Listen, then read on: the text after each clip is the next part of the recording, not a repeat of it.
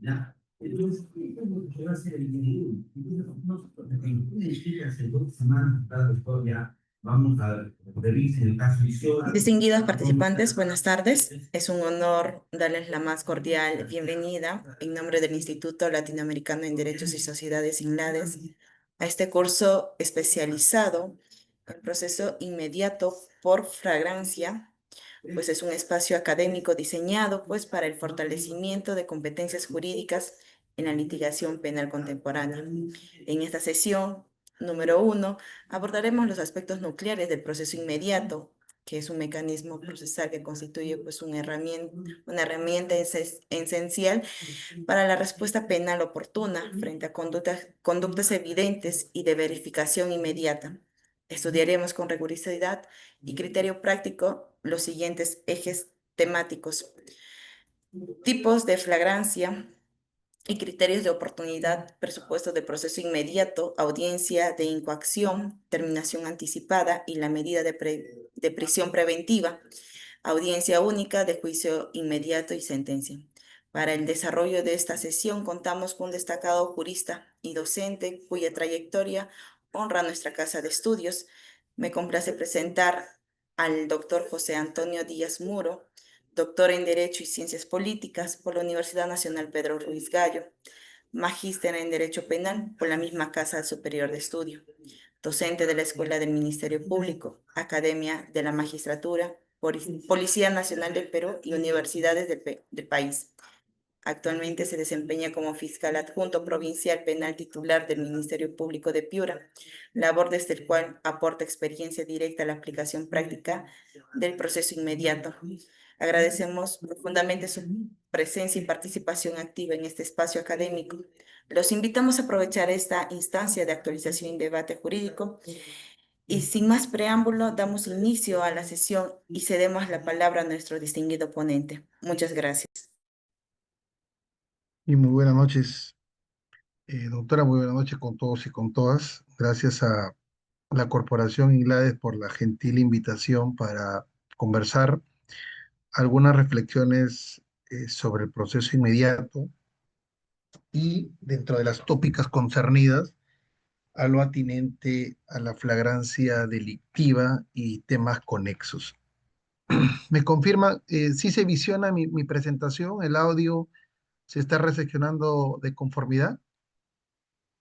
Sí, doctor. Ya, gracias. Eh, Fíjense, para conversar sobre uno de los procedimientos que regula nuestro Código Procesal Penal, es necesario ubicarnos dentro de la actual regulación de este código ritual. Tengamos en cuenta que el Código Procesal Penal peruano es un cuerpo normativo producto de una reforma procesal penal. Una reforma procesal penal que no es privativa de nuestra República del Perú, sino que es toda una tendencia a reformar los códigos procesales, los códigos de procedimientos penales de gran parte del mundo, sobre todo Latinoamérica, ¿no? Y esto a partir de el Código Procesal Penal tipo para Iberoamérica del año 88. De forma que la reforma procesal penal trajo consigo el Código Procesal Penal que ve la luz a partir del decreto legislativo 957, allá por el año 2004. De más está decir que su operatividad, su implementación se dio de manera progresiva y esto para efectos de ubicarnos en el tiempo. Y una implementación progresiva conllevaba a que se emite un dispositivo legal, un cuerpo normativo, un nuevo código, pero la implementación, la ejecución, la puesta en marcha de este código se iba a realizar de manera progresiva para efectos de la evaluación de sus resultados, positivos, negativos, y sobre la marcha realizar una retroalimentación, una mejora. Y en tanto que era una implementación progresiva, permitía que los distintos distritos judiciales fiscales que estaban en lista para su implementación vayan absorbiendo aquellas buenas prácticas, vayan mejorando aquellas malas prácticas, de tal manera que el producto final sea pues un código robustecido con el teje y maneje de, de, esta, de este cuerpo normativo, de este articulado, ¿no? Pero fíjense que una de las tópicas que trajo consigo el Código Procesal Penal y que no la teníamos nosotros regulada en el Código de Procedimientos Penales de 1939, vigente en 1940, fue el llamado procedimiento inmediato. El procedimiento inmediato no estuvo anclado, no estuvo regulado en el añejo, en el antecesor del Código Procesal Penal vigente, que es el de procedimientos penales, llamémoslo del 40, aunque es del año 39, no había atisbos de esta forma de procedimiento. A diferencia de nuestro actual código que nos trajo desde el inicio el proceso inmediato, pero mal llamado proceso inmediato, porque el proceso penal es uno solo. El proceso penal es uno solo. Lo que vamos a tener nosotros es un proceso ordinario, que es uno solo, y 7 procedimientos especiales.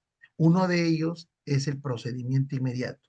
Y este procedimiento inmediato recién aparece con el Código Procesal Penal del año 2004.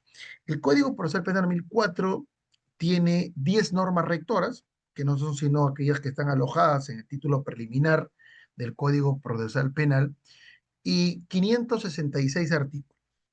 De estos 566 artículos, el proceso inmediato ocupa una parcela no tan grande, no tan amplia, no muchas hectáreas de terreno. El artículo 446, 447, 448 del Código Procesal Penal. Parecería que este número minúsculo de artículos no genere mayores complicaciones. Sin embargo, vamos a ver que estos artículos del Código Procesal Penal que recogen el procedimiento inmediato, ¿no?, van a tener ciertas notas particulares, ciertas características, que incluso obedeció para que en el año 2010 y en el año 2016 se emitan 2 acuerdos plenarios, uno de tipo ordinario, otro de tipo extraordinario, en donde lo que se buscó es interpretar y reinterpretar, en el caso del último, el de 2016, el procedimiento inmediato. Entonces, como nota introductoria, como nota prolegómena a nuestro estudio, tenemos que establecer que el proceso inmediato es un tipo de procedimiento especial. Y se dice que es un procedimiento especial en tanto y en cuanto van a tener sus propias reglas de tramitación. La sustanciación que se va a realizar en este procedimiento tiene sus propias reglas, tiene sus propios principios, que se entiende no se van a oponer a aquellas reglas y a aquellos principios que orbitan todo el proceso ordinario, todo el proceso común. Sin embargo, este procedimiento especial tiene sus propias particularidades. Claro, el proceso ordinario, el proceso común, es el llamado proceso tipo, a partir del cual se va a iniciar una investigación preliminar, va a continuar con la investigación preparatoria, se sucede la etapa intermedia y concluimos con la fase de enjuiciamiento, que es la estructura común, que es la estructura clásica, que es la estructura que nos presenta este proceso penal. Pero claro, vamos a encontrar los procedimientos especiales en donde van a tener ciertas notas adjetivas, ciertas notas diferenciadoras con lo que es el proceso ordinario. Una de ellas será el plazo. Otra de ellas estará relacionada con las etapas en las cuales se puede presentar o aquellas etapas que van a ser sustraídas, que van a ser erradicadas. Estos procedimientos especiales atenderán también, por ejemplo, a la razón ¿no? De la condición de funcionario público, de alto dignatario de manera específica. Me refiero, por ejemplo, al procedimiento especial por razón de la función pública, en donde van a incardinarse aquí, donde van a tramitarse aquí aquellos procesos penales en donde están involucrados aquellos altos dignatarios del artículo 99 de la Constitución, en donde van a estar involucrados aquellos jueces y fiscales supremos, jueces y fiscales superiores. Este procedimiento especial por razón de la función pública permite que se tramite dentro de estas causas a aquellos que ostentan un cargo funcionarial, ¿no? Específicamente. No es el tema que nos concierne, pero estamos haciendo una presentación general de lo que son los procedimientos especiales, porque el proceso inmediato es uno de ellos. Entonces, los procedimientos especiales tienen un reconocimiento legal en el Código Procesal Penal. Los procedimientos especiales miran por la razón de la función pública.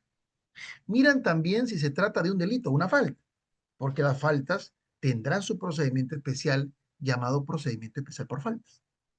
Miran también si se va a presentar una componenda o un derecho penal premial o un derecho penal de consenso. Por ejemplo, tenemos el procedimiento especial de terminación anticipada. ¿O es que acaso cuando existe una persona que forma parte de una estructura criminal y decide voluntariamente alcanzar una información gravitante, significativa, y que va a permitir desarticular, que va a permitir identificar a los miembros de una organización criminal, que va a permitir truncar los efectos del delito u obtener mayores informaciones de dónde están los bienes que son materia delictiva en el seno de esta organización? Me estoy refiriendo al procedimiento por colaboración eficaz. De forma que también incluso aquellos delitos que se dan por ejercitaje privado de la acción penal, me refiero a la injuria, a la calumnia, a la difamación, también tendrán su procedimiento específico o especial. Me refiero al procedimiento por ejercicio privado de la acción penal, o también llamado por querella.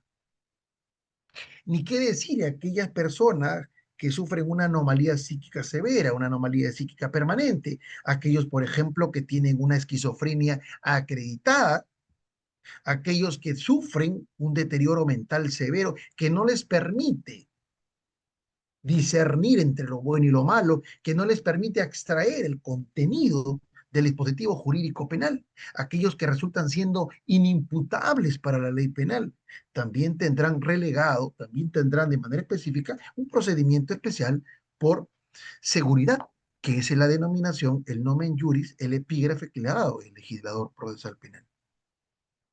En buena cuenta, estos procedimientos especiales van a mirar por razón de la persona, por razón de la función pública, por la naturaleza de la afectación al bien jurídico, sea un delito o sea una falta, por el consenso jurídico penal, por el consenso penal a través de la terminación anticipada o la colaboración eficaz, o en este caso, delitos que se ejercitan de forma privada.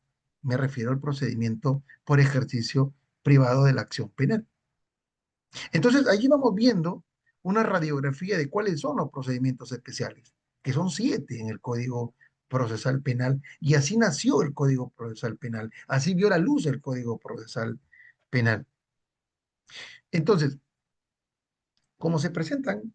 Claro, me estaba olvidando el procedimiento especial por faltas, ¿no? Que es aquel procedimiento especial que tiene a cargo los jueces de paz letrado, ¿no? Con lo cual complementamos estos 7 procedimientos especiales que, como le dije, tienen sus propias reglas, tienen sus propios principios, pero que no se van a oponer al proceso ordinario. Al contrario, si los procedimientos especiales tienen una vacuidad normativa, tienen un vacío legal, no encuentran la regla o el principio para aplicar dentro de estos procedimientos especiales, tendremos que echar mano del proceso ordinario. Y es a partir de estas reglas que podremos darle solución a estos conflictos penales que tengan que dilucidarse en el seno de estos procedimientos especiales. Muy bien. Algunas ideas liminares para esta noche. El proceso común versus Los procesos especiales. Yo mantengo la denominación que nos trae el Código Procesal Penal de procesos especiales. Y guardo reparos sobre ello porque considero que son procedimientos. Hay un solo proceso penal, ¿sí? Como le digo, voy a guardar la denominación que nos trae el Código Procesal Penal y gran parte de la doctrina. Este versus del proceso común y los procesos especiales o procedimientos especiales es para hacer de relieve lo que les acabo de manifestar, sus propias reglas, sus propios principios, sus propios plazos, sus propias estancias o estadios que van a tener, ¿no? Hay un proceso común, uno solo, y varios procedimientos especiales. Eso hay que tenerlo muy en claro. Así como existe un solo proceso penal, no hay varios procesos penales, es un solo proceso penal y está regulado por el Código Procesal Penal, el Decreto Legislativo 957. Ahora, a propósito, recientemente se ha celebrado el aniversario de la creación de las unidades de flagrancia, tanto en el Poder Judicial, el Ministerio Público, sobre todo en el Poder Judicial, el Ministerio Público también ha hecho lo propio. Y esto obedece a determinadas circunstancias sociales, ¿no? La coyuntura actual. No vengo acá a hablarle de aspectos sociopolíticos, sociológicos, ni de la realidad social, sino simplemente hay que tomar en cuenta que un insumo que ha impelido la consideración desde el nacimiento del Código Procesal Penal de 2004 es el tema de la inseguridad ciudadana. Para nadie es nuevo o no es algo que se descubre recién el día de hoy el tema de la inseguridad ciudadana. Y la inseguridad ciudadana, diría el profesor Luis Pázara, se va a clasificar en dos tipos. Hay una inseguridad ciudadana objetiva y una inseguridad ciudadana subjetiva. Y esto tiene gravitante importancia por lo siguiente. La inseguridad ciudadana objetiva es aquella que se mide en cifras, es aquella que se mide de conformidad a las estadísticas, a la cantidad de ilícitos penales, de delitos que se cometen en una circunscripción, en un distrito judicial, en un distrito fiscal. Es la data con la que contamos nosotros y podemos establecer si en tal distrito judicial, si en tal departamento del Perú se cometen tal o cual delitos o cuál es la mayor incidencia delictiva, si son los robos, si son las violaciones sexuales, las extorsiones, los sicariatos, aun cuando puedan compartir similitudes entre distintos distritos, pero la inseguridad ciudadana objetiva se mide con datos, se mide con cifras, se mide con estadísticas. Como contrapartida, la inseguridad ciudadana subjetiva no es sino la sensación, el sentimiento, lo que acongoja, lo que experimenta el ciudadano cuando tiene que realizar alguna actividad fuera de su domicilio o incluso estando en su domicilio. Aquella persona que camina por la vía pública en determinado momento y advierte que se estaciona a su costado un vehículo automotor menor, motocicleta, con dos personas a bordo, un conductor, un copiloto, ambos con cascos cerrados oscuros que no se puede visionar su rostro, sus características fisonómicas, no tiene placa de rodaje y se acercan raudamente hacia usted. Lo primero que va a gestar en su mente y la sensación que usted va a tener es que va a ser víctima de un delito. Y por lo general un delito contra el patrimonio o un delito contra la vida, el cuerpo y la salud. Definitivamente que esta sensación de inseguridad es lo que llena las arcas de la inseguridad ciudadana subjetiva. La sensación que tenemos cada uno de nosotros de ser víctimas de un delito. Y si sumamos la inseguridad ciudadana objetiva y la inseguridad ciudadana subjetiva, es lo que va a permitir entender cuántos delitos tenemos y qué es lo que siente la ciudadanía.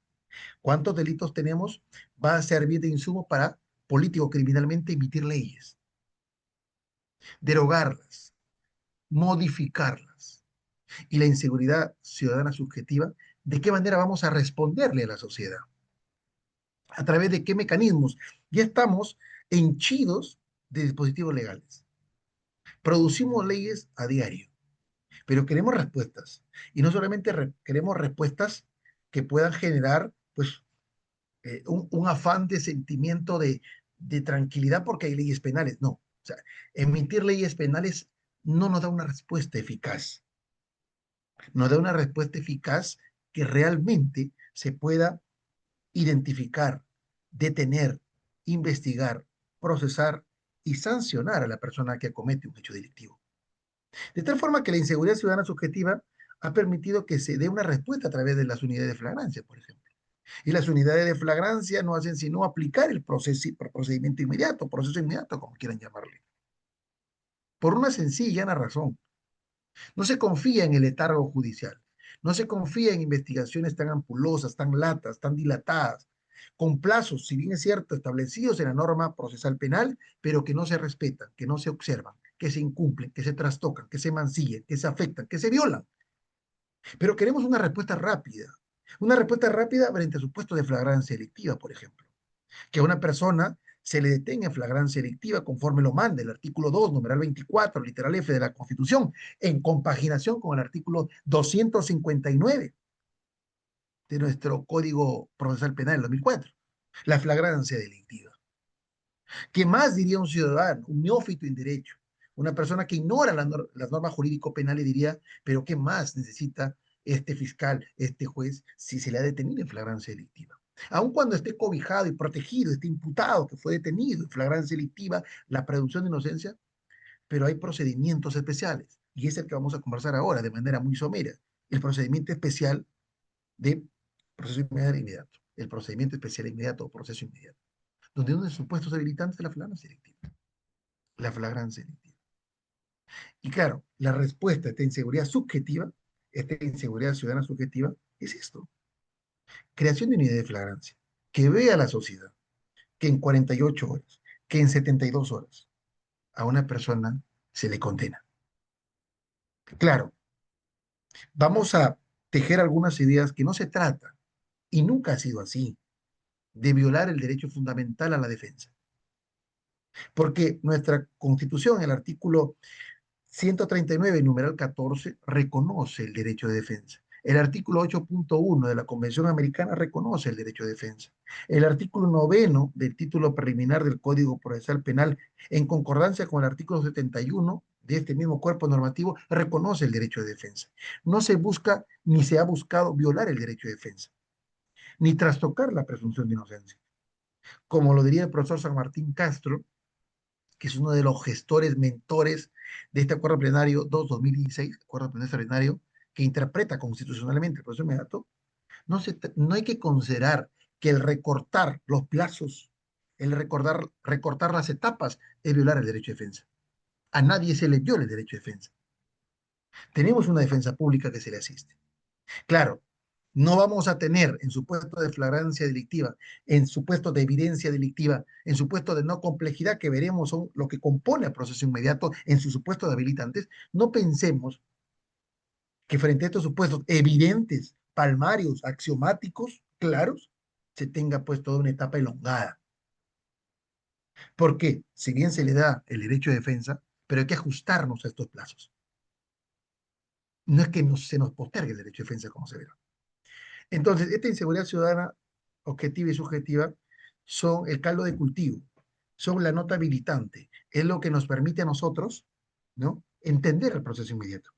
El procedimiento inmediato, insisto, indistintamente lo hablaré en esta exposición, pero ya saben mi postura, la inseguridad ciudadana objetiva y subjetiva es lo que motiva a que tengamos una respuesta eficaz.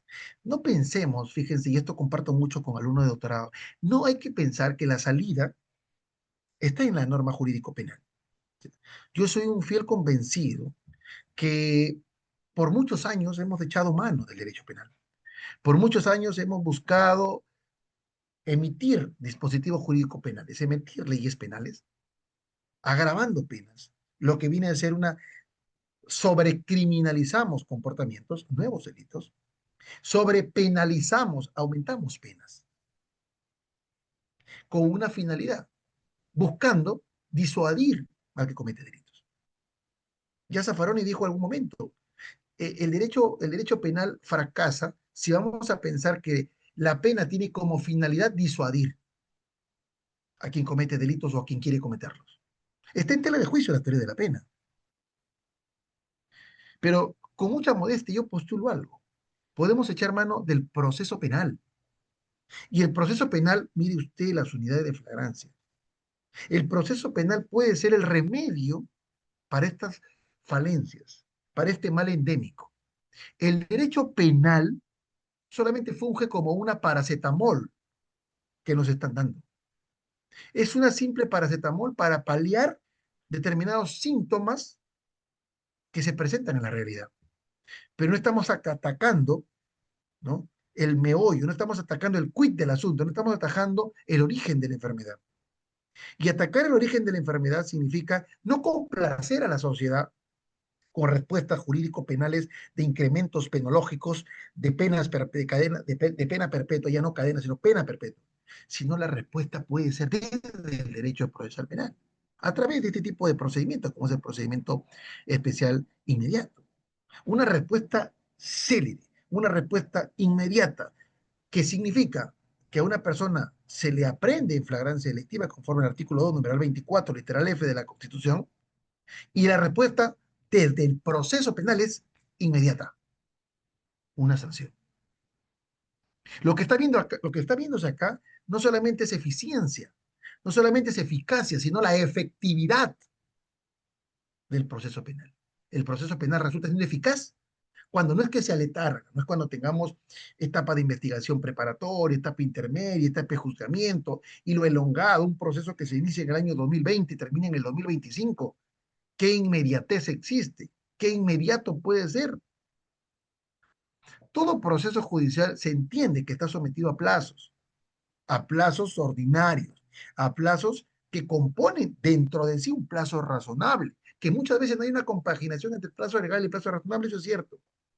Pero al fin y al cabo, tenemos un letargo fiscal, un letargo judicial.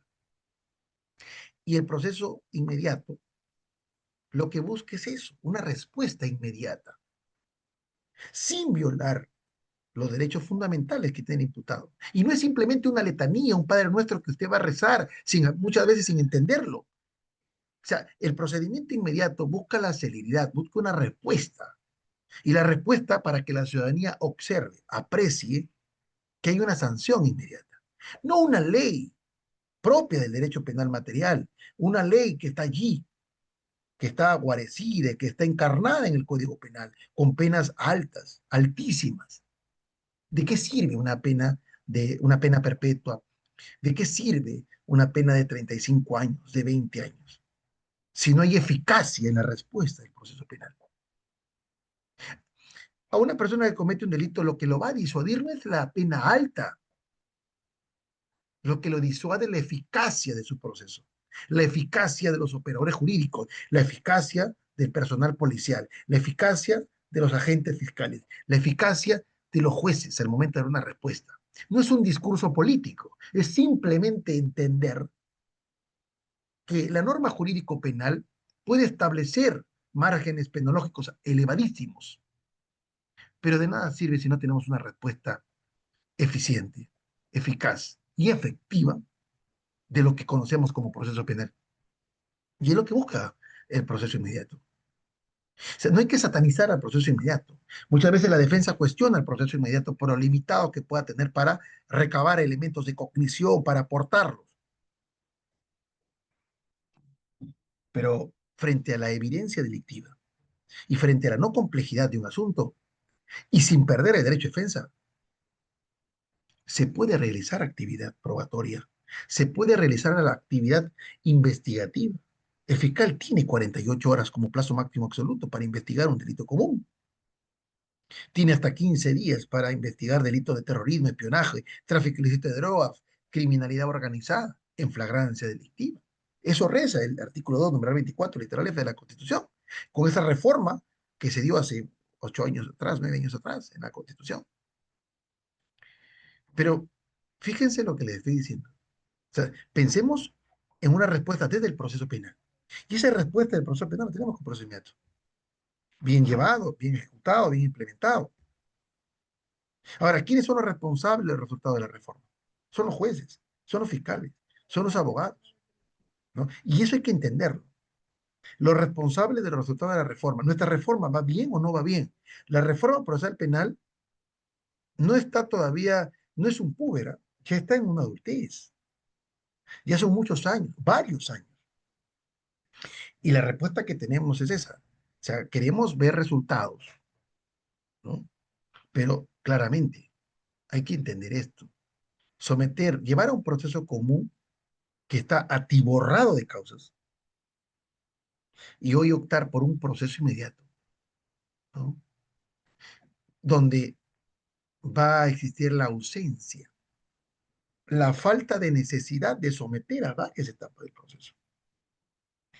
¿De qué le sirve a alguien someter a un proceso amplio si ya tiene recabada suficiente información? Yo no voy a negar algo. Cuando aparece el Código Procesal Penal, el proceso inmediato no era imperativo, se dejaba librado, se dejaba librado ¿a quién? Al fiscal. ¿Para qué? Para establecer si acudía o no por el procedimiento inmediato. Y recuerdo mucho cuando recién se implementa el Código Procesal Penal y cuando los agentes del Ministerio Público, entiéndase fiscales, estaban afianzándose en establecer cuándo acudir por un procedimiento inmediato, cuándo formular una acusación directa, aquellas diferencias entre un proceso ordinario común y un proceso inmediato, procedimiento inmediato, se hacía de manera indistinta. En algunos casos, procedimiento inmediato, en otros, acusación directa. La predicción es que la acusación directa es la llamada acusación por salto o per salto. Es aquella que se va a faccionar a través de un requerimiento por parte del representante de la agencia fiscal cuando del resultado, así señala la norma procesal, de las diligencias preliminares, el fiscal ya copió todo el acervo de elementos de convicción, propiamente elementos de cognición, elementos de conocimiento, datos de prueba. Con esa vastedad de elementos de cognición que ha recolectado, que ha recabado, que ha recaudado, que ha obtenido en las diligencias preliminares, hoy investigación preliminar conforme a la ley 32.130, es que podía optar por una acusación per salto o una acusación por salto, pero dentro de las fauces del seno del proceso ordinario, lo que significaba que lo único que estaba saltando con garrocha era la investigación preparatoria, pero iba a ser sometido a una etapa intermedia, amplia, ampulosa, dilatada, que muchas veces no bien llevada. Pero el procedimiento inmediato, conforme a la iniciación que se da en el Código Procesal Penal del 2004, conforme a la regulación prístina, originaria que estaba allí, y cuando todavía era una atribución del fiscal si acudía o no, pocos lo conocían, pocos lo ejecutaban. Las estadísticas demuestran que desde que apareció el Código Procesal Penal en el 2004, desde que inició su implementación en aquel pequeño pueblo con pocos casos, con poco litigio como es Guaura, hasta el momento en que aparece el 1104, el decreto legislativo, eran minúsculos los casos que se llevaban vía procedimiento inmediato. Y era por una simple comodidad funcional. A nadie nos gusta que nos apure, y hay que decirlo así. Aquel que se dedica al litigio penal, sea fiscal, sea juez, a nadie nos gusta que nos presionen con plazos para dar respuestas. Nos gusta tener etapas amplias para poder investigar con comodidad. Nos gusta tener tiempos suficientes para elaborar nuestro requerimiento, con toda la motivación que corresponde, conforme lo exige el 139, apartado 5 de la Constitución, la obligación de motivar. Y la motivación no es solo para los jueces, sino también para todos los funcionarios públicos. Entonces, como a nadie nos gusta que nos apuren, que nos presionen, que nos pongan plazos, el procedimiento inmediato era incómodo, porque había mucha celeridad, porque los plazos eran muy cortos, porque se exigía rapidez.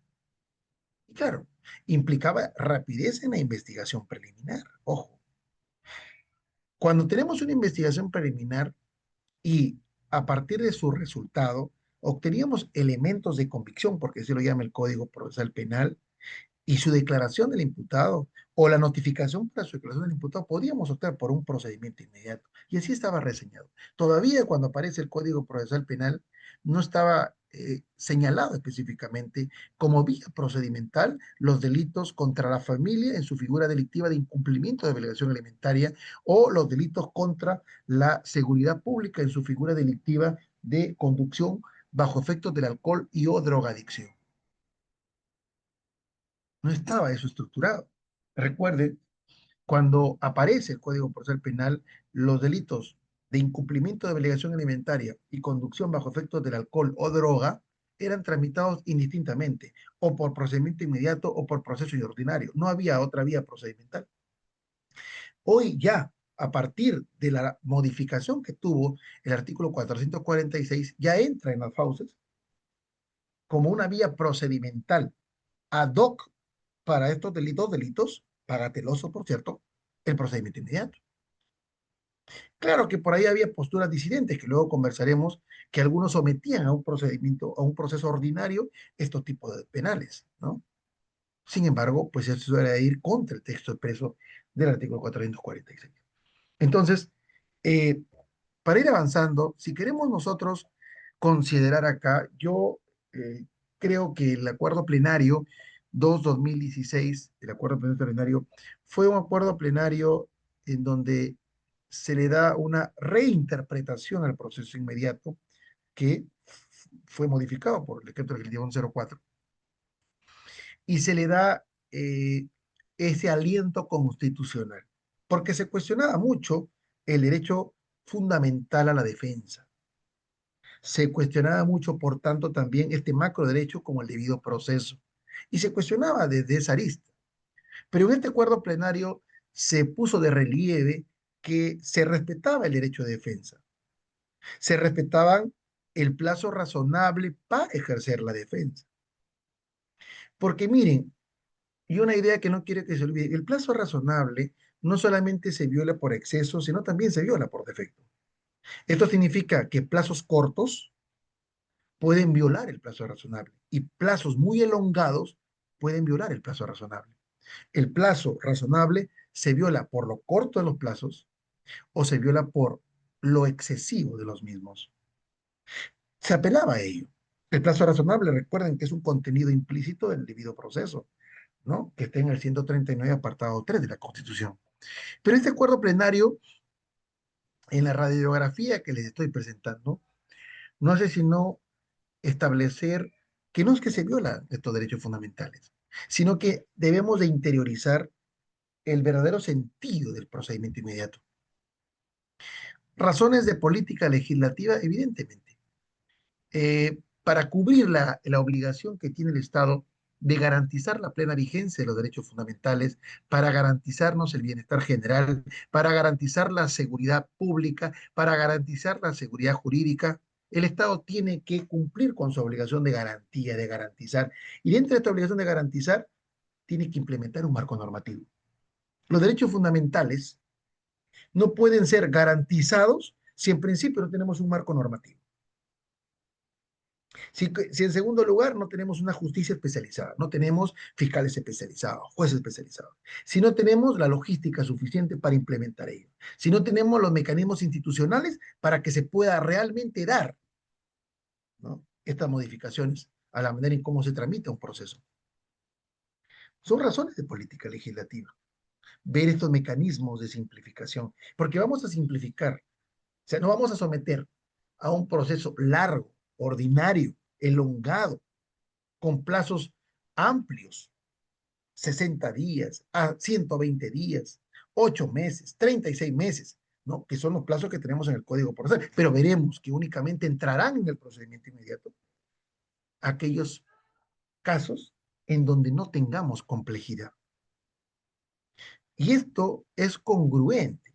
La complejidad requiere per se mayores actos de investigación, no solamente postulados por la defensa, sino también por el fiscal. No podemos engañarnos y solamente sopesar desde el fiscal. Un fiscal temerario podrá ir por un procedimiento inmediato cuando no tenga suficiencia cognitiva. Un fiscal displicente irá por un procedimiento inmediato cuando todavía no tenga la vastedad convictiva a nivel, ¿no? Para formular una acusación en 24 horas. Porque cuando declaran procedente un proceso inmediato, tenemos 24 horas para acusar. Y es que si no tienes los elementos de cognición, los elementos convictivos, los que van a convertirse luego en medio de prueba, estás yendo mal. No puedes ir por un procedimiento inmediato. Porque recuerda, si uno incoa un procedimiento inmediato, lo veremos, estás, las compuertas se cerraron, no puedes investigar más. Hay un cierre de la fase investigativa. Evidentemente, simplemente tendrás 24 horas para evacuar tu requerimiento acusatorio y no vas a poder investigar cuando ya cerraste esto. Así que hay que tener, ¿no?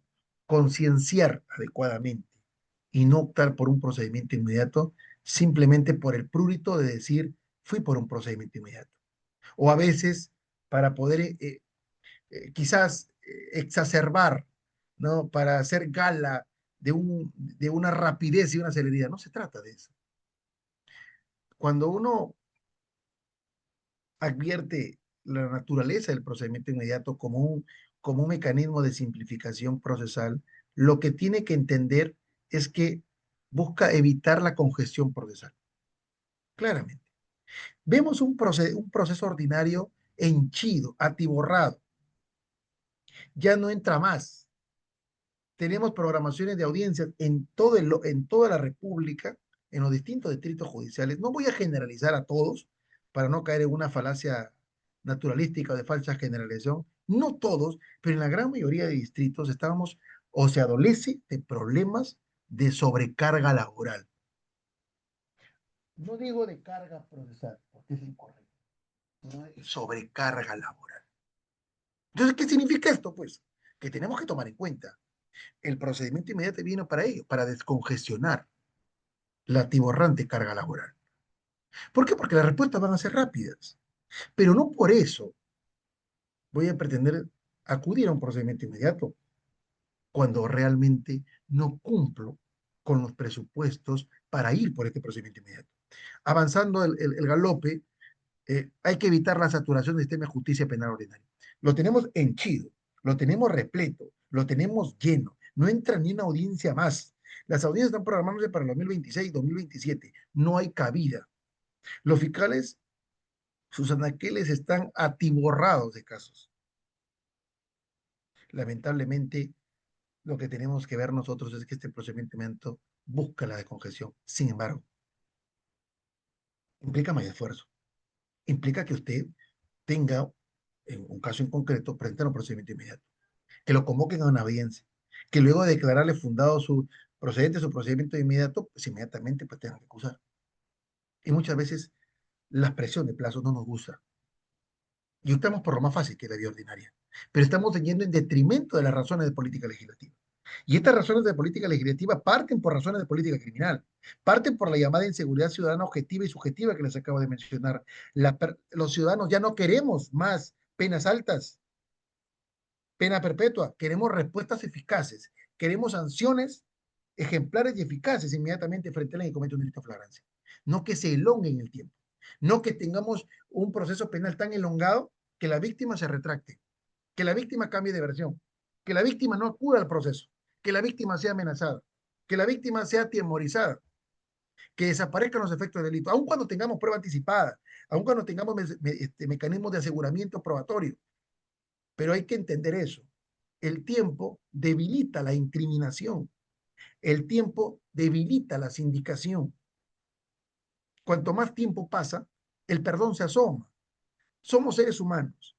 El agraviado perdona al imputado y hay que hablarlo así. No funciona en el proceso penal ordinario. No funciona en los delitos de ejercicio público. Pero les hablo como un ciudadano. El ciudadano, cuando pasa más el tiempo, se debilita su incriminación, su imputación, su sindicación. Y eso lo aprovecha el imputado. Por una falencia del sistema. El procedimiento inmediato no, es rápido. Queremos en ese momento, para que el castigo sea eficaz. Y hablo de castigo porque finalmente el derecho penal es castigo puro. El Estado es el único legitimado para castigar a través del derecho penal, que es el jus puniendi. Y si queremos, la sociedad busca castigo. Castigo porque, no porque sea retribucionista, sino porque tenemos que castigar para mantener la vigencia de la norma jurídico-penal, diría Jacobs. Muy bien. Entonces, tengamos en cuenta esto, ¿ah? Para poder avanzar con las tópicas. Los mecanismos de simplificación, como hemos visto, ¿no? Lo que buscan es acortar. Acortamos etapas, las cercenamos, las eliminamos, las desterramos. El proceso inmediato, el procedimiento inmediato, es un mecanismo de simplificación. Simplifica etapas, acorta. No vamos a ir, pues, pero ¿por qué? Porque tiene un sentido. Claro, si ya el fiscal cuenta con el acervo de elementos cognitivos, se presentan supuestos de flagrancia delictiva, se presentan supuestos de confesión, se presentan supuestos de delito evidente. Hay elementos de convicción. El imputado se le dio la oportunidad de que declare. Estamos frente a un delito de admisión a la licencia familiar o de conducción bajo efecto de alcohol o droga. Tenemos las condiciones. La ley nos faculta. Tenemos que ir por este mecanismo, simplificar. Erradicamos la investigación preparatoria. Eliminamos la etapa intermedia en su amplitud, pero en esencia se mantiene la etapa intermedia y de juzgamiento, solo que se fusionan y se convocan en plazos muy cortos, teóricamente hablando, legislativamente hablando, pero igual en la realidad se van a dar con plazos sumamente más cortos que la vía ordinaria o el proceso ordinario. Es un mecanismo de simplificación, es la idea que quiero que se quede. El proceso inmediato o procedimiento inmediato es un mecanismo que simplifica al proceso penal en sus etapas, a diferencia de las salidas alternativas, porque las salidas alternativas, como su mismo nombre lo indica, ¿qué es lo que espera una persona cuando le comete un delito? Que lo sancionen, correcto, que lo sometan a juicio. Lo que esperamos nosotros es que ante un delito se aplique una pena, ante un delito se le lleve a juicio a una persona. Las salidas alternativas lo que buscan es no esperar llegar a juicio, sino una salida alterna al juicio, una salida alterna a la consecuencia de un conflicto penal. ¿Qué es lo que usted espera con un conflicto penal? Un conflicto penal cuando matan a alguien, cuando violan a alguien, cuando extorsionan a alguien, cuando matan a un familiar, cuando violan a un familiar, lo que espera usted es el castigo penal. El castigo penal. O sea, la idea que tenemos nosotros es que todo delito que se sucede en la realidad, en el mundo fenomenológico, en el mapa mundano, lo que usted busca es castigo, lo que usted busca es cárcel, lo que usted busca es prisión. Eso es lo que esperamos nosotros. El conflicto penal, la solución que el ciudadano piensa y considera y está satisfecho que así sea, es la pena, es la cárcel, entre comillas. Pero nuestro Código Procesal Penal, en su exposición de motivos, redefine el conflicto. Y aquí vienen las áreas alternativas. No todo conflicto penal, no todo delito va a conllevar una pena, sino que es posible obtener respuestas más eficientes, más eficaces, pero ya no mirándolo al imputado, sino mirándolo al agraviado. ¿Qué es lo que busca el agraviado en delitos bagatelosos o de bagatela? ¿Qué es lo que busca el agraviado en un delito de daños? Que está previsto y sancionado en el artículo 205. Si alguien viene con un bate de béisbol y daña intencionalmente su vehículo. ¿Por qué? Porque le tiene envidia. O bajo efecto del alcohol, destruye, daña, inutiliza su bien mueble, su carro. Bueno, vamos, le cuesta 5.000 soles de repararlo. Lo que usted busca como agravio es inmediatamente que le reparen el daño y que lo indemnicen por todo ese padecimiento que está usted sucumbiéndose. Redefinimos el conflicto. Ya no te aplica una pena, sino vas a pagar el daño, vas a reparar el daño causado y vas a indemnizar. ¿Estamos? Bien, principio de oportunidad, cuando el fiscal se accede con el consentimiento del imputado para aplicar en determinados supuestos que tenga el artículo 2, acuerdo reparatorio. A ver, imputado, agraviado, llega un acuerdo. ¿Cuánto gastaste? ¿5.000 soles? Sí, muy bien. Imputado, sí, le voy a pagar más 1.000 soles de indemnización. ¿Correcto? Listo, se acabó. No hay pena, ya no hay cárcel, no hay pena suspendida, no hay antecedentes penales. Lo que buscamos es redefinir el conflicto, sacarlo de nuestra mente que todo es pena, castigo, sanción, pero reparamos el daño, le damos una oportunidad al imputado. Ya no henchimos, ya no atiborramos, ya no llenamos el proceso penal. El agravio que busca es el proceso penal. Cárcel, muy bien, pero también que le reparen el daño. Luego uno reflexiona, pero sí, me ha dañado el carro, ya me pagó, ya me dio 1.000 soles más como reparación civil. Entonces, ¿qué? ¿Cárcel? ¿Para qué le hago daño? Y eso es nuestra reflexión. Claro, habrá delitos que por su alarma social, por su gravedad en cuanto a la pena, en cuanto a los efectos del delito, no van a ser pasibles de un principio de oportunidad o un acuerdo reparatorio como salida alternativa, eso nos queda claro. Una violación sexual, un homicidio calificado, no será pasible de una redefinición de conflicto, ¿no? Acá es el principio de obligatoriedad, hay que sancionar, y aun cuando la víctima quiera retractarse, quiera retirar su denuncia, no podrá, porque ya es el principio de necesidad, continúa el proceso penal, aun cuando no quiera, se inicia de oficio.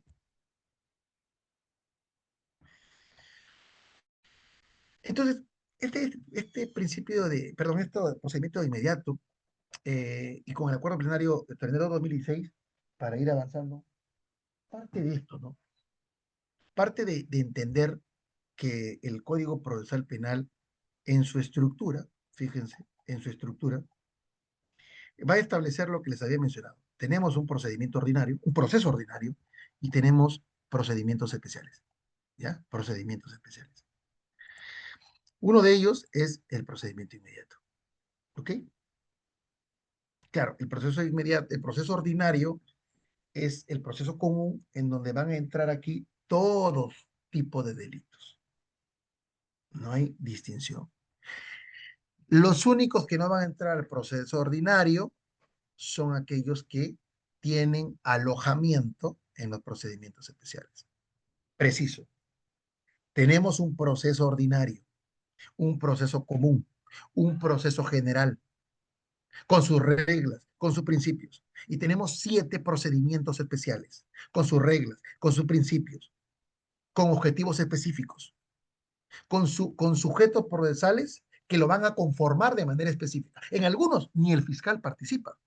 Por ejemplo, en los delitos por ejercicio privado de la acción penal, el procedimiento especial por querella o por ejercicio privado de la acción penal, en el procedimiento especial por faltas. Ni se asoma el fiscal. Pero es un procedimiento especial que está regulado en el Código Procesal Penal dentro de estos 7. Eso es lo que quiero que les quede claro. Es decir, tenemos, cuidado con los audios, por favor, tenemos un proceso ordinario y tenemos procedimientos especiales. Las dos características principales que no debe olvidarse usted de nuestro actual proceso penal, de nuestro sistema procesal penal, que es un sistema procesal acusatorio moderno, acusatorio contradictorio, que es lo correcto en denominar acusatorio contradictorio, destacando la característica del principio de contradicción. ¿Ya? Acusatorio moderno porque tiene características del clásico y añejo sistema acusatorio, aquel que inició en Roma, en Grecia, pero que ha sido matizado a través del tiempo, por eso acusatorio moderno.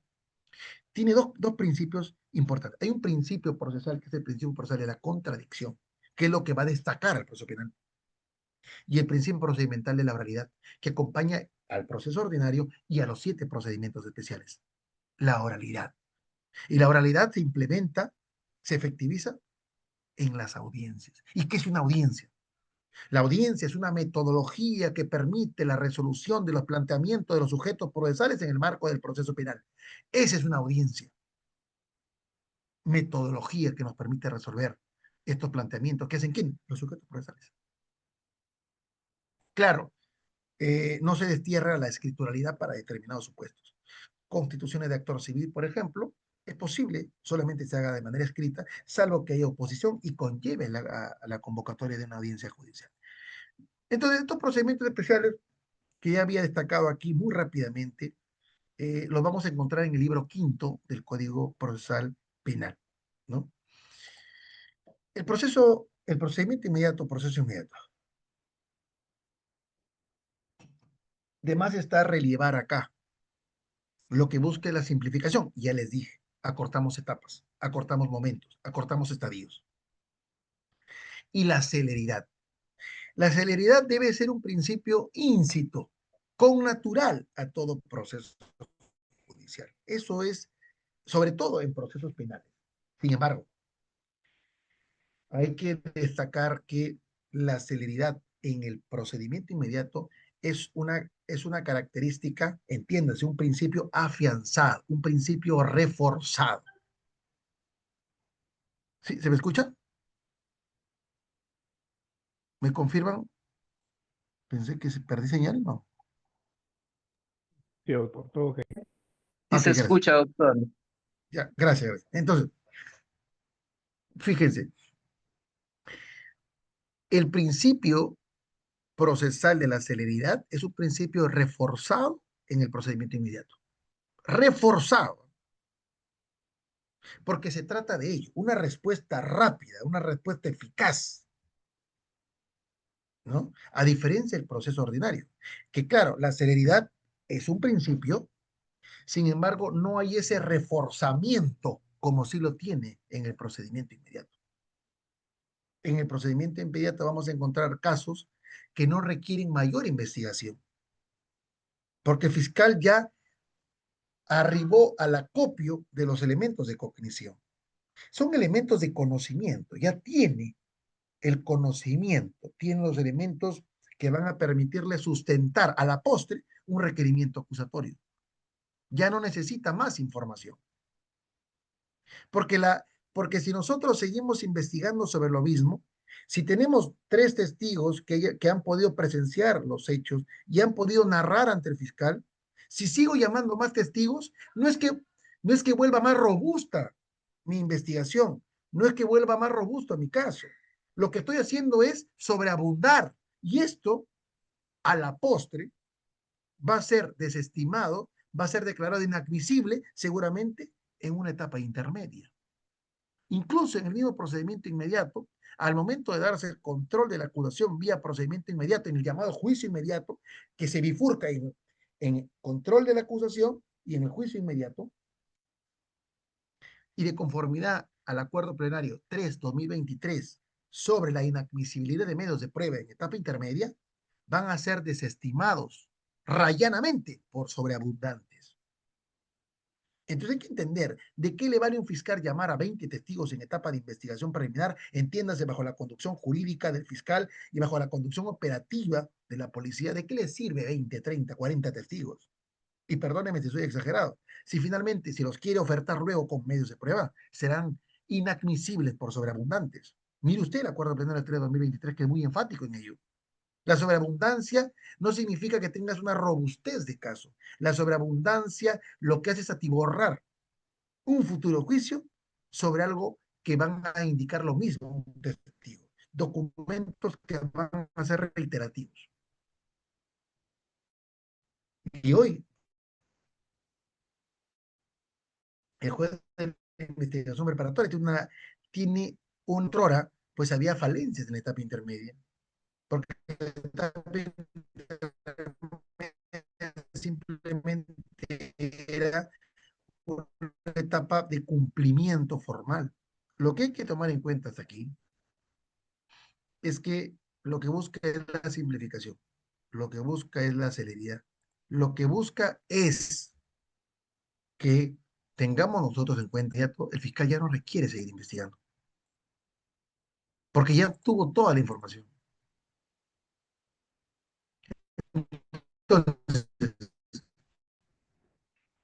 este procedimiento inmediato va a tener la inmediatez.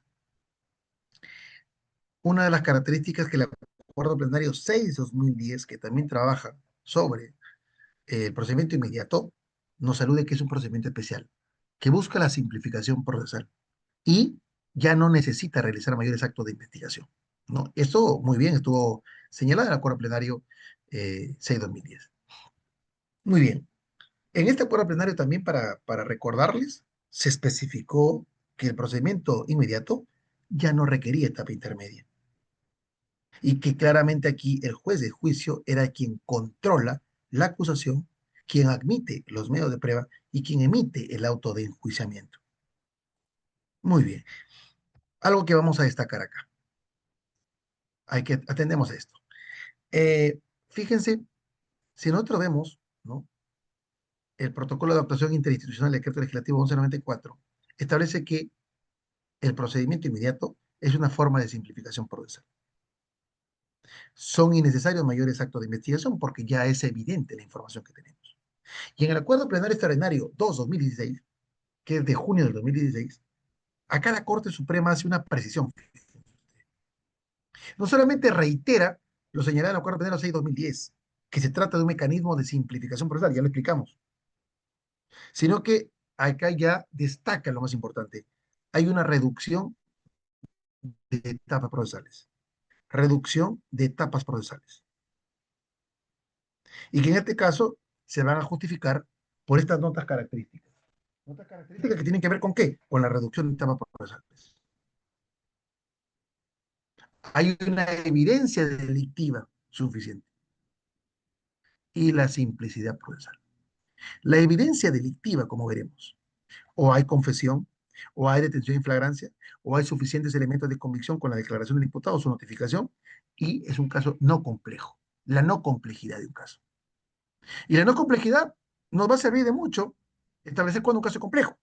La multiplicidad de imputados, la multiplicidad de agraviados, la multiplicidad de pericias, la multiplicidad de actos de investigación, el solicitar información fuera del territorio nacional, la realización de revisar una nutrida documentación, hay que analizar libros contables de toda una persona jurídica, de una sociedad anónima abierta, etcétera. Actos de investigación ampulosos que son solicitados por la FE, etcétera. O sea, hay que ver eso. Ya les estoy adelantando muy concretamente cuando se justifica un procedimiento inmediato, la evidencia delictiva suficiente, que tiene que ver con estas condiciones: flagrancia, confesión, suficiencia convictiva y la ausencia de complejidad o simplicidad procesal, que no sea un caso complejo. Por lo general, los casos complejos conllevan mayores actos de investigación. Entonces, en buena cuenta, el procedimiento especial inmediato es distinto al proceso común, aun cuando va a beber de sus principios y reglas cuando el procedimiento inmediato no nos dé la respuesta en su normativa. Busca la simplificación procesal, busca recortar las etapas del proceso, adiós etapa de investigación preparatoria, adiós etapa intermedia y sobre todo el acortamiento de los plazos procesales. Entonces, para ir viendo y precisando, la celeridad, la economía procesal son principios que se destacan. El Acuerdo Plenario 6-2010 es una de las primeras herramientas que apareció en noviembre de 2010 y que nos da las pautas, la definición y la diferenciación entre el procedimiento inmediato y la acusación directa. Que como hemos visto, la acusación directa es cuando ya el resultado de la diligencia preliminar o investigación preliminar nos permite, pues, acusar directamente. Pero eso en el seno de un proceso común. El procedimiento inmediato es un procedimiento especial, distinto al proceso ordinario. Bueno, las reglas las encontramos del 446 al 448, el decreto legislativo 1194 del año 2015, pues que reforma el proceso inmediato, hay un protocolo de actuación también, y las directivas que se han ido emitiendo hasta llegar a acuerdo plenario extraordinario, y qué decir con la distinta jurisprudencia que se ha emitido y que claramente no acudir por el procedimiento inmediato, yéndonos por un proceso ordinario, es afectar el principio constitucional de lo que viene a denominarse el procedimiento preestablecido por la ley, ¿no? Preestablecido por la ley. Y eso está dentro de los alcances del artículo 139 de la Constitución. Muy bien. Hay que ver algo. Se realiza el procedimiento inmediato en la diligencia preliminar. Tiene la investigación preliminar a partir de la ley 32.130. La investigación preliminar puede ir por un procedimiento inmediato o dentro de los 30 días después de haber formalizado la investigación preparatoria, solamente en los supuestos de confesión y de suficiencia convictiva. ¿Ok? Es suficiencia convictiva. Ahí se puede hacer dentro de los 30 días de formalizar la investigación preparatoria. Es decir, la investigación preparatoria también se puede, claro que sí. Muy bien. Algo que también tenemos que entender es lo siguiente, ¿no? Para ir ya perfilándonos y mirando la hora. Fíjense, el acuerdo plenario extraordinario, que los invito a que lo revisen, nos señala lo siguiente. En clave constitucional, ¿no? ¿Cuál es lo que persigue? ¿Cuándo procede este procedimiento inmediato? Fíjense ustedes, ¿no? Dentro de, en clave de legitimación constitucional o de fundamento objetivo y razonable, el procedimiento inmediato se sustenta en lo siguiente: la noción de simplificación procesal. Simplificación procesal, que ustedes ya vieron, ¿no? Eliminar o reducir etapas. Aligerar el sistema probatorio. Una justicia célere, pero sin mengua de la efectividad. Lo efectivo es la suma de la eficiencia y la eficacia. ¿Ok? Por tanto, la noción de simplificación procesal. El procedimiento inmediato parte de una noción de simplificación procesal. Aligeramos el sistema probatorio. No es que liberamos de probanza, no es que reduzcamos estándares de prueba, no, sino que aligeramos el sistema probatorio para ofertar, para ofrecer medio de prueba, para actuar medio de prueba. El reconocimiento que la sociedad requiere de una decisión rápida. Es lo que le decía, inseguridad ciudadana subjetiva. Una respuesta rápida, frente a evidencia delictiva, frente a prueba evidente. Ahora, claramente, ¿no? Para que no se afecte la justicia, diría el acuerdo plenario, hay que tomar en cuenta la simplicidad del proceso. Son dos requisitos. La simplicidad del proceso. Puse en buena cuenta, no complejidad. Un caso no complejo. Y lo evidente o patente de las pruebas lo vamos a encontrar a partir del resultado de la investigación preliminar. Porque incluso en flagrancia delictiva tenemos investigación. Una investigación limitada en el plazo, evidentemente. Hasta 48 horas en los casos comunes, ¿no? Hasta 15 días en los delitos de tráfico ilícito de drogas, espionaje, terrorismo y criminalidad organizada. Salvo que haga convalidación de detención preliminar judicial y flagrancia, ¿no? Que puede ir más allá del plazo. Pero simplicidad del plazo, no complejidad, y lo evidente o patente de las pruebas, que es cuando se acopia la información, los elementos de convicción, los elementos de cognición, ¿no? En el marco de la investigación preliminar, sea con persona detenida o sin persona detenida, que por lo general lo tenemos en casos comunes o sencillos, 60 días el plazo de la investigación preliminar y de conforme al acuerdo a la sentencia 2008 en libertad, ¿de acuerdo? Hasta 120 días. Y de acuerdo a la casación 6/2010 ¿no? Son días naturales. La evidencia delictiva, miren, para poder ir terminando esta parte. La evidencia fiscal debe de acopiar, ¿no? El acuerdo plenario señala que la evidencia delictiva se define a partir de qué? De estas tres categorías. Hay evidencia delictiva o por delito flagrante o por confesión del imputado y delito evidente. Pero claro, hay que entender algo. No es porque es flagrancia tengo huelga la investigación. No porque hay confesión hago huelga la investigación. Todo lo contrario. La confesión sabemos nosotros que conforme al artículo 160 del Código Procesal Penal exige corroboración, exige que sea realizada en presencia del fiscal o del juez, exige que sea dado o realizado frente a la defensa del imputado, exige que sea de manera libre y voluntaria, de manera espontánea. Y la más importante, la corroboración. Sin corroboración no hay confesión. Aquel viejo principio que ante confesión, relevamiento de pruebas es un viejo principio anquilosado, desterrado, que ya no aplica más. Hay que tomar en cuenta eso. Evidencia electiva. Hay una probabilidad alta, hay un grado de convicción que alcance el fiscal para acusar. Y nosotros sabemos que cuál es el estándar que requiere el fiscal para acusar. El estándar de conocimiento, en principio, de conformidad a la sentencia plenaria casatoria 1/2017, a propósito de la lavado de activos, es sospecha suficiente. De conformidad al acuerdo plenario 3/2023, 7/2023, este último sobre el sobreseimiento, suficiencia convictiva, ante la imposibilidad de copiar nuevos elementos de convicción, ¿no? Que ya no se puedan copiar mayores elementos de convicción, es lo que vendría a denominarse la probabilidad prevalente o probabilidad prevaleciente. Es el estándar que se requiere, por tanto, para acusar. Probabilidad prevalente o probabilidad prevaleciente. Y en términos de la sentencia plenaria casatoria 1/2017, sospecha suficiente.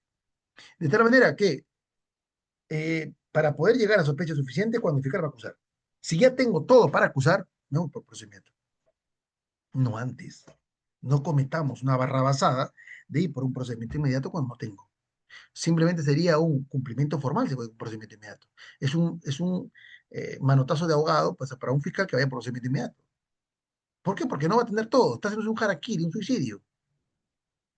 No solamente en un buen lugar, en buena cuenta puede pasar la incoación del procedimiento inmediato.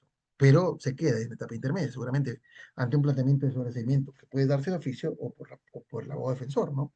Entonces, la evidencia delictiva es cuando hablamos de una probabilidad alta, hay un grado de convicción, que el fiscal está listo para acusar.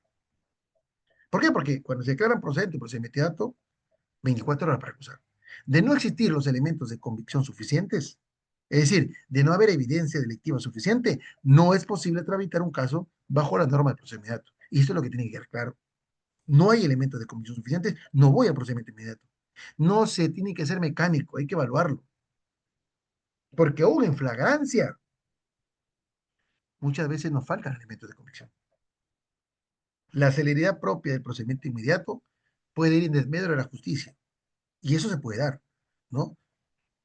Cuando vamos por este procedimiento inmediato, cuando realmente se requiere realizar mayores actos de investigación. Muy bien, hay que entender también aquí algo interesante, ¿no? La flagrancia delictiva en el seno del procedimiento inmediato, que esto nos va a tomar unos minutos. Fíjense, la flagrancia delictiva es un estado, algo que no tiene que olvidarse. Todo delito tiene un estado de flagrancia. Todo delito pasa por un estado de flagrancia. Todo delito va a tener un momento de su acometimiento, su momento de consumación, su momento de realización. Todo delito pasa por aquel estadio en donde se inicia la ejecución del delito, ¿no es cierto? Claro, si es interrumpido, pues se da, quedamos en tentativa, ¿no? Si ese delito soporta tentativa, ¿no? Pero la flagrancia es cuando se está dando. Pero para que haya flagrancia tiene que vernos alguien. Por lo general, un efectivo policial, lo vamos a ver en un momento. Flagrancia, por tanto, viene de flagrar. Flagrancia viene de combustionar. Flagrancia viene de arder. Flagrancia viene de algo evidente ante ojos de todos. No hay duda de que está cometiendo un delito. Eso es la flagrancia. Flagrancia, pero claro, la flagrancia, conforme lo manda el artículo 2, numeral 24, parágrafo F de la Constitución, ¿no? Y de conformidad con el artículo 259 del Código Procesal Penal, la flagrancia, ¿no? Tiene cierta precisión normativa. Y el legislador ha creído conveniente presentarnos una tipología de flagrancia, ¿no? Que en buena cuenta lo que hace es decirnos en qué momento se va a detener. Porque desde que le plantea cuándo estamos frente a flagrancia delictiva, es decir, el artículo 2, numeral 24, literal F de la Constitución, señala la potestad policial de detener en flagrancia delictiva, ¿cierto? Y mantener en detención hasta por 48 horas. Correcto. Pero el desarrollo que se hace de este artículo de la Constitución respecto a la flagrancia delictiva, lo hace el artículo 259 del Código Procesal Penal, donde ahí nos dicen cuándo estamos frente a los supuestos de flagrancia delictiva. Flagrancia es flagrar, flagrar es arder, es combustionar, es anteojo de todo que se está cometiendo. Y la flagrancia, de conformidad con lo que ha reseñado en sendas jurisprudencias el Tribunal Constitucional y la Corte Suprema, que ha hecho lo propio porque ha replicado los alcances de la flagrancia, fíjense, va a establecer claramente lo siguiente: la inmediatez. Y la inmediatez implica que la acción delictiva se está desarrollando en ese momento o acaba de realizarse. Inmediatez. La relación directa que tiene el imputado con los efectos del delito. El que tenga en su poder la percepción directa por parte de un policía, la necesidad de la intervención de este agente policial. Si no intervengo, el delito se consuma. Necesidad urgente de intervención. Inmediatez, relación directa del imputado con la cosa, la percepción directa que se está dando y la necesidad de que intervenga son elementos que se van dando o se dan para la flagrancia delictiva. Hay tres tipos de flagrancia delictiva, que esto, en buena cuenta, habría que entenderlo de la siguiente manera, y lo voy a resumir por tema de tiempo.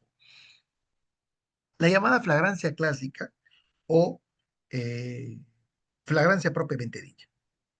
Es cuando la persona es aprendida, es encontrada en el momento mismo que está cometiendo el delito, con lo que llaman manos en la masa.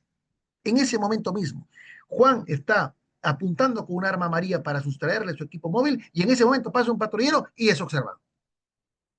O Juan apunta con un arma de fuego a María, la despoja de su equipo celular, emprende huida y es observado en ese momento. Y hablamos aquí de cuasi flagrancia. Y la última, la presunción legal de flagrancia. Y la presunción legal de flagrancia es cuando la ley ya indica, claro, no hay inmediatez temporal, no hay inmediatez espacial, no estoy en el lugar. En ese momento no me encuentras, pero dentro de las 24 horas, porque la cámara de seguridad perennizó tu imagen, porque el agraviado sabe dónde vive y está dentro de las 24 horas, o un testigo te vio y va a la comisaría y te denuncia y dentro de las 24 horas te van y te detienen.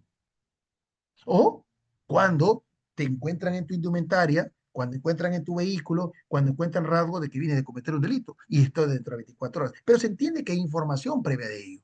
No a cualquiera que viene con ropa ensangrentada lo van a detener, sino que hay información previa, hay una denuncia policial, hay un anoticiamiento que se ha dado por parte de un ciudadano que se ha cometido un hecho en tal sector, una persona con tales características, con tal indumentaria, etcétera. Entonces hay una base objetiva para poder considerar flagrancia clásica en el mismo momento de cometer el hecho. Cuasi flagrancia, cometo el delito, emprendo huida y en ese momento me descubre. O la presunción legal de flagrancia, que es como le digo, un video me pereniza, un testigo me observa, testigo presencial, por cierto. ¿Ok? Son los supuestos de flagrancia delictiva y claro, lo que hay que entender aquí y es la particularidad. Yo soy fiel convencido. Cuando hablamos de flagrancia clásica, no dudo que estamos frente a una flagrancia. Cuando estamos en una, cuando sustraen el bien y emprenden huida, y en ese momento descubierto que es la cuasi flagrancia, también considero que es válido un proceso inmediato. Pero hablar de un procedimiento inmediato por una cuasi flagrancia, perdón, por una persona legal de flagrancia, por una sindicación, donde el personal policial no observó el hecho, donde probablemente solamente esté la sindicación del agraviado, yo creo que ahí requiere una mayor actividad investigativa, ¿no? Entonces, acudir a un procedimiento inmediato por simplemente una sindicación de un agraviado, de un testigo presencial, yo creo que requiere mayores actos de investigación. La no complejidad, como les había mencionado, tiene que ver específicamente conforme lo establece el artículo 342.3. Y en este artículo vamos a encontrar, ¿no?, cuando se hace alusión a que este tipo de delitos, pues, eh, multiplicidad de imputados, multiplicidad de agraviados, muchas pericias, hay que recoger información del extranjero, etcétera. Entonces, para un proceso, por un procedimiento inmediato, se requiere específicamente que exista evidencia delictiva, ¿no? Evidencia delictiva, lo que implica confesión, detención en flagrancia, suficientemente convicción más la declaración del imputado y que el delito no sea complejo, no sea complejo. Ok, ahora, claro, muchas veces se tiene que hacer una confesión pura y simple, no una confesión calificada donde el imputado diga, yo acepto este delito, pero no la tipificación. No, no, no. Aceptas todo. Y el delito, claro, evidente cuando no hay dudas, ¿no?, de la comisión del delito. Delito evidente que comprende, como le digo, flagrancia, confesión y suficiencia de elementos de comisión o declaración del imputado y la no complejidad o la simplicidad. La simplicidad. Entonces, recapitulando, hay que entender lo siguiente. Hoy por hoy, acudir vía un procedimiento inmediato resulta siendo imperativo para el fiscal, ¿eh? Cuando estemos frente a un delito evidente y no complejidad. Es imperativo. Pero no se trata de forzar una figura. No se trata simplemente de pretender que se acuda vía procedimiento inmediato en todo lugar, en todo momento, sino tenemos que medir, tenemos que evaluar con la razonabilidad, con la proporcionalidad. ¿En qué caso debemos ir a un procedimiento inmediato? ¿En qué casos no? ¿En qué caso el fiscal tiene elementos suficientes, sospechas suficientes, al nivel para formular una acusación? Tiene todo ya, porque no vamos a desgastar el aparato estatal acudiendo por un procedimiento inmediato cuando finalmente o no declaran procedente el procedimiento inmediato o en el juicio inmediato no va a haber medio de prueba para poder soportar la acusación que se ha formulado. No se trata de cumplir por cumplir una formalidad, se trata de cumplir cuando realmente tenemos los requisitos. El acuerdo plenario 6-2010, el acuerdo plenario extraordinario 2-2016 son muy enfáticos, son diáfanos, son claros en establecer cuándo va un procedimiento inmediato. Yo creo que la flagrancia delictiva, bien llevada, que es lo que se ventila en la incoación del procedimiento inmediato, porque el fiscal tiene que, solamente el fiscal, ojo, puede ir por procedimiento inmediato. Él, el agraviado, no puede pedir nada, ni así sea actor civil. El único que presenta un requerimiento de incoación, por así se llama, de procedimiento inmediato, es el fiscal, cuando cumpla con estos requisitos que acabo de mencionar. Y allí el juez de la investigación preparatoria convocará a una audiencia de incoación de procedimiento inmediato que claramente ¿Podrá oponerse a la defensa? Sí, cuando diga faltan actos de investigación. Y en este caso, ¿qué hará si el juez ampara la observación de la defensa o el pedido de la defensa de que no va al procedimiento inmediato? Pues lo que tendrá que hacer el fiscal es o implementa una investigación preliminar o formaliza la investigación preparatoria. No le queda otro camino, porque está atacando la esencia del procedimiento inmediato. No hay elementos. ¿Cómo quieres tú llegar por un procedimiento inmediato? Hay que tomar en cuenta eso, ¿ok? Muy bien. Quiero dejar este espacio, no sé si hay alguna pregunta, alguna inquietud para conversar en estos minutos que nos quedan. Y así vamos interactuando. Si no, vamos a dar algunas reflexiones conclusivas en torno al procedimiento inmediato. Fíjense que si uno hace una evaluación hoy por hoy del procedimiento inmediato, es gracias a las unidades de flagrancia que el procedimiento inmediato se ha revitalizado, se ha robustecido. No solamente porque tenemos hoy por hoy fiscales de flagrancia, jueces de flagrancia, hay una unidad de flagrancia, lo que hace es que sean fiscales que profesamente, que expresamente, que ad hoc trabajan casos en flagrancia delictiva. Y que es uno de los supuestos de delito evidente. ¿Por qué? Porque imagínense que un fiscal que lleva procesos penales comunes, que tiene un turno fiscal, pretender que realice procedimiento inmediato es atiborrarlo. No solamente porque le va a ser imposible en el plazo escueto de 48 horas con plazo máximo para investigar con flagrancia, una persona detenida en flagrancia, sino porque va a tener que elaborar un requerimiento de incoación del procedimiento inmediato. Y que si le declara fundado con una persona detenida, va a tener que formular acusación 24 horas y llevar un juicio inmediato. Todo eso, fíjense, ese proceso inmediato. Por eso ahora con las unidades de flagrancia yo creo que es más expeditivo, porque ya hay fiscales que expresamente están dedicados solo a ver casos de los supuestos de flagrancia, que es un supuesto de delito evidente para poder acudir vía procedimiento inmediato. No sé, los audífonos están aperturados, tienen algún comentario, alguna reflexión, bienvenida sea en torno a este procedimiento inmediato, que como le digo, hoy por hoy resulta siendo, con las unidades de flagrancia, un procedimiento expeditivo, célere, y se está viendo en las redes sociales los logros que está obteniendo el Ministerio Público, Poder Judicial, no sancionando. Yo soy un fiel convencido que el derecho penal no es que haya fracasado, pero hay que darle paso y hay que pasarle la posta al proceso penal.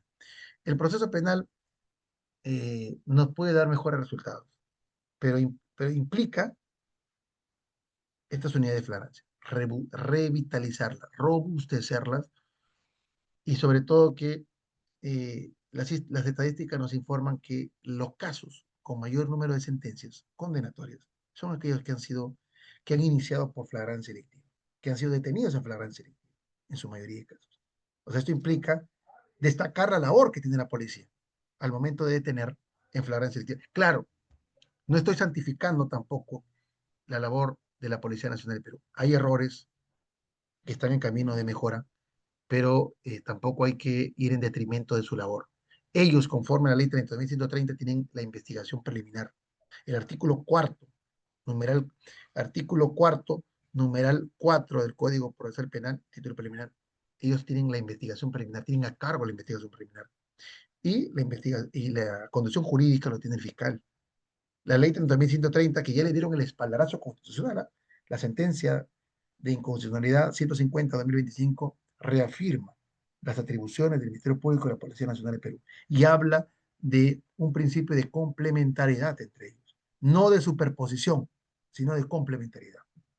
Muy bien, si hay algún comentario, una reflexión, si no le doy pase al doctor Henry para las palabras que corresponden.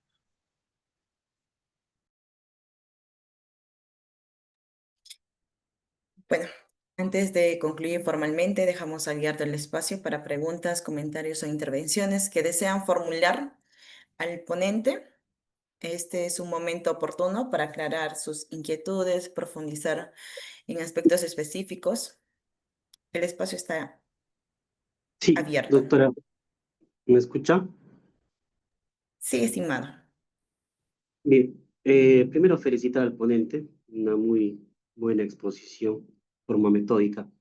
Básicamente dos preguntas, doctora. En principio mencionó el doctor mencionó que se podría aplicar el acuerdo plenario 7/2023, en el cual pues se trata el tema de la sobreabundancia de elementos de comisión en el control de acusación. Eh, ¿Esto se podría dar en una audiencia de incoación de proceso inmediato? Atendiendo a que el proceso especial inmediato, pues tiene una etapa también en la cual hay un saneamiento probatorio, Ujú. ¿no? Que Claro. está en la etapa de juicio inmediato, ¿no? Eso es una pregunta. Y segundo, doctor, mediante ley número 32.348 se ha modificado el inciso el literal A del inciso 4 del artículo 447, esto es en mayo del 2025, el cual el juez tiene que pronunciarse en el extremo de la legalidad de la detención en flagrancia sobre los derechos del imputado y sobre el plazo de la detención. Mi pregunta va, doctor, ¿qué es lo que tiene que analizar el juez en estos tres presupuestos? En Ya, principio, el fiscal tiene que especificar cuál es el tipo de flagrancia que está invocando y en el extremo del plazo de detención, ¿se tiene que hablar también del plazo razonable o solamente es el plazo legal? Muchísimas gracias, ya, doctor de gracias. antemano, por su No, respuesta. excelente. Gracias, gracias, doctor Henry. Mire, muy concreto. Parto por la última pregunta, fíjese. Bueno, esta propuesta ya, como ustedes saben, del control de la detención policial y sobre todo del control del plazo de la detención policial era una idea que era descabellada al comienzo del profesor Jean-Paul Taboada Pilco, que no tuvo muchos adeptos al comienzo, sin embargo, posteriormente, y en verdad yo me adscribía de la posición que tenía el profesor Jean-Paul Taboada Pilco, que es juez superior en la libertad, y que fíjense, ha tenido calado después de aproximadamente más de una década, él ha venido insistiendo y interpretando correctamente los alcances del artículo 2, numeral 24, letra F. El control de la detención policial por parte del juez de la investigación preparatoria, porque es lo que señala la Constitución, ¿no? Si usted revisa la Constitución, deberá ser puesto inmediatamente ante el juez. O sea, no dice al fiscal, ante el juez.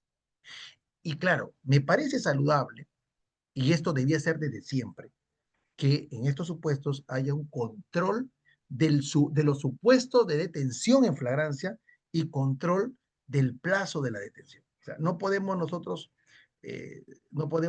sostener, ¿no?, que el juez de investigación preparatoria no controle específicamente, no analice si realmente el plazo que ha empleado el fiscal o que ha permitido que la policía lo tenga detenido, pues sea razonable. En la detención hay dos plazos, el plazo estrictamente necesario y el plazo máximo absoluto.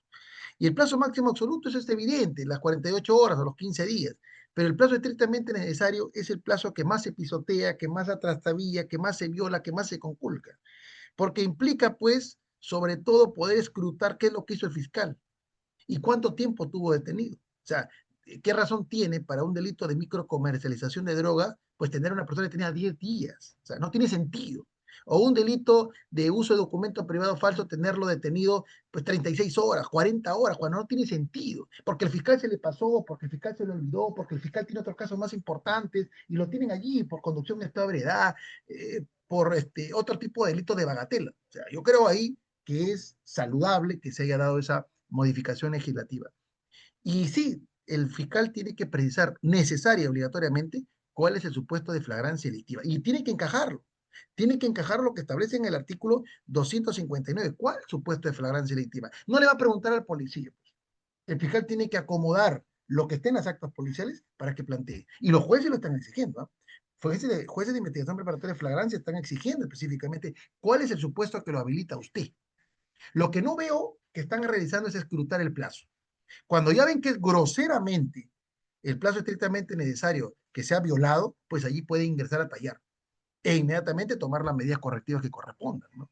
Porque, fíjese, no es que habilite libertad, sino lo que estamos hablando nosotros que ya se convierte en una detención arbitraria. Y una detención arbitraria es aquella en donde se exceden los supuestos habilitantes para la detención en flagrancia, a diferencia de la detención ilegal, que es que yo detengo fuera de los supuestos que están en el 259 del Código Procesal Penal. Entonces, me parece que eso es correcto.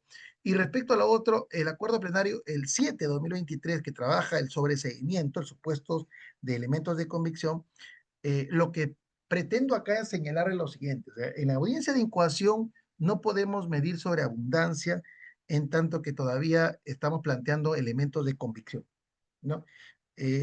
¿Puede haber una sobreabundancia de elementos de convicción? Sí, no hay problema, porque son elementos de convicción, son elementos de cognición del fiscal, 50 declaraciones, 80 declaraciones, qué sé yo, 30 documentales. Lo que la sobreabundancia se controla es en el ofrecimiento de medios de prueba. Nadie lo limita al fiscal, ¿no? Al fiscal no lo limitan, pues que recabe 10 declaraciones, 20 declaraciones, que he visto por ahí algunos abogados que cuestionan la sobreabundancia, pero es para que él se genere la cognición, la convicción. Pero sí, por mandato del Código Procesal Penal, específicamente al momento de ofrecer medio de prueba, el 349 y el 350 para controlarlo, y el acuerdo plenario 7/2023 y 3/2023, sobre todo el 3/2023, que trabaja los requisitos intrínsecos de la prueba, pertinencia, conducencia, utilidad, ilicitud, constitucionalidad, verosimilitud, y el acuerdo penal 7/2023, que trabaja la sobreabundancia, allí sí se puede controlar, como medio de prueba, la sobreabundancia como medio de prueba. Es decir, cuando el fiscal en un procedimiento inmediato acusa, ahora sí tú no vas a venir fiscal a copiarme y pegarme todos tus elementos de convicción como medio de prueba, ahí sí no, ahí sí ya te controlo. Y tendría que controlarse porque finalmente es etapa intermedia en procedimiento inmediato. Y algo que debemos de entender, la prueba es una sola. La prueba penal, sea en proceso ordinario o sea en procedimientos especiales, es una sola. Y la prueba penal, mire usted la sentencia del Tribunal Constitucional en el caso Magali Jesús Medina Neira y Ney Guerrero Orellana, es un caso del año 2005 que trabaja el alcance de derecho a la prueba. En el caso Luis Federico Sara de Guevara Schulz, que también trabaja el contenido de la prueba, y en Tineo Sila, una procedencia constitucional que también trabaja lo que es el derecho a la prueba, se dará cuenta que la prueba penal, la prueba judicial es una sola, y el derecho a la prueba es uno solo. Por tanto, podemos tamizar sobreabundancia en el juicio inmediato, específicamente en el tema de control. Sí, la respuesta es sí. Por ahí le respondo a otra su pregunta. Muy bien. No sé si hay más preguntas.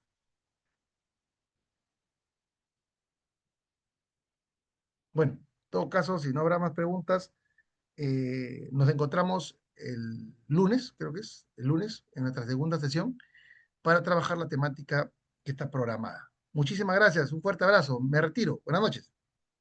Buenas noches, doctor. Buenas noches, doctor. Buenas noches. Buenas noches.